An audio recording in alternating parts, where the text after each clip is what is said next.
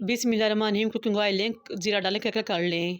Fine chop अदरक, लहसुन, हरी मिर्च डालें, भून लें। हरा प्याज, नमक, सुरख मिर्च, काली मिर्च, धनिया पाउडर डालें और भून लें। 7 चिली फ्लेक्स शामिल करें।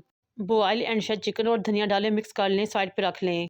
डो का मैदा लें, नमक और अजवाइन शामिल करें, घी शामिल करके भून के डो रेडी कर लें, साइड पे रख लें। मैदे और ऑयल की स्लरी बना के साइड पे रख लें। डो को काउंटर पे लेकर आएँ, एक रोल रेडी करें और इक्वल पार्ट्स में डिवाइड करके पेड़े रेडी कर लें। एक रोटी को बेलें, मैदे और ऑयल की स्लरी लगाएं, मैदा डस्ट करें और उसके ऊपर दूसरी रोटी रख दें। इस तरह तमाम रोटी को आपस में जोड़ लें। फिर बेलते हुए बड़ी सी रोटी रेडी कर लें। इसके ऊपर घोल को अप्लाई करें, मैदा डस्ट करें और रोल करना शुरू करें टाइटली। रोल करते हुए इसको फोल्ड करें और इक्वल पार्ट्स में डिवाइड कर लें। पेड़ों को दबाएं और बेलना शुरू करें।